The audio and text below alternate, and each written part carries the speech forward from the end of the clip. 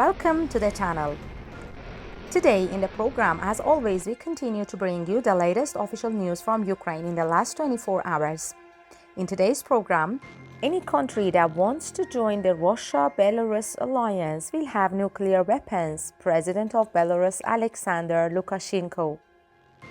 Ukraine shelling settlements in Russia's Belgorod region, Governor. Putin signed a law that no one expected in the occupied territories of Ukraine. Thousands of children have been kidnapped and taken to Russia since Moscow's full-scale invasion of Ukraine in February last year. Denmark pledges another $2.5 billion in military aid for Ukraine. Ukraine says it downed 11 Iskander missiles launched by Russia in daytime attack. Now let's go into more detail. Ukraine says it downed 11 Iskander missiles launched by Russia in daytime attack. Ukraine downed 11 Iskander missiles launched by Russia in a daytime attack on Monday, the commander-in-chief of Ukraine's armed forces said Monday. At about 11:30 a.m., it attacked Kiev region with ballistic and cruise missiles from the Iskander missile system, Valery Zaluzhny stated. A total of 11 missiles were fired, Iskander M and Iskander K, from the northern direction. All targets were destroyed by air defense forces and means, he added. Russia has snatched more than 16,000 children from Ukraine by force. These children are then Russified and trained to fight against their native Ukrainians, claims the Ukrainian ombudsman for children's rights, Daria Gerasimchuk.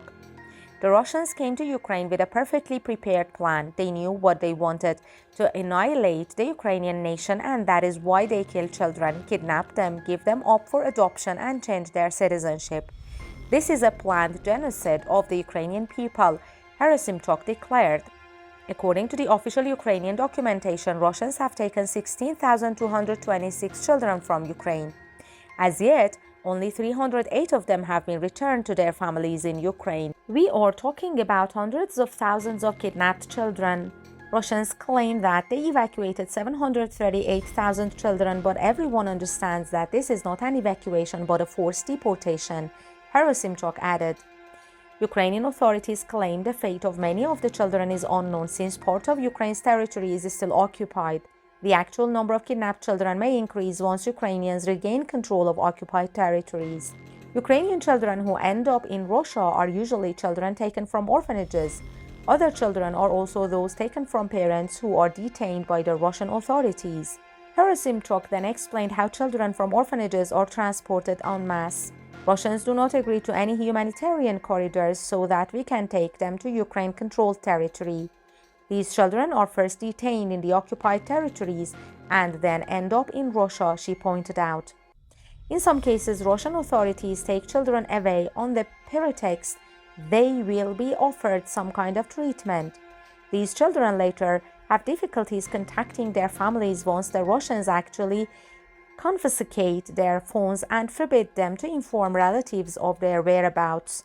According to Gerasimchuk, most of the children do not end up returning to their families.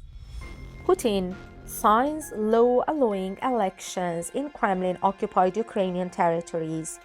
Russian President Vladimir Putin has signed a new law which will allow elections in Russian-occupied Ukrainian territories to take place later this year. The Kremlin took over these Ukrainian regions during its war in the country. Ukraine shelling settlements in Russia's Belgorod region, Governor. Ukrainian forces are shelling several settlements in Russia's Belgorod region, which borders northeastern Ukraine, according to its governor. Vyacheslav Gladko said in a telegram post Monday that 2 industrial facilities had been attacked in the town of Shebekino.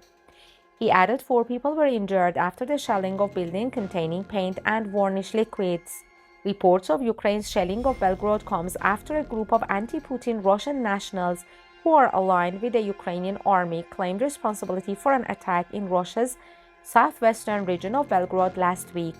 The so-called Freedom for Russia Legion launched a cross-border attack on Belgorod, which Russian Defense Minister Sergei Shoigu on Wednesday designated a terrorist act. The Ukrainian government distanced itself from the Russian fighters, saying in Ukraine these units are part of defense and security forces. In Russia, they are acting as independent entities.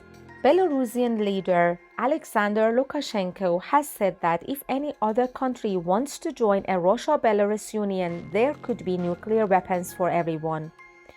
Russia moved ahead last week with a plan to deploy tactical nuclear weapons in Belarus, in the Kremlin's first deployment of such warheads outside Russia since the 1991 fall of the Soviet Union. The information in today's video consisted of these. If you want to support our work, like the video and subscribe to our channel. See you in the next videos. Bye.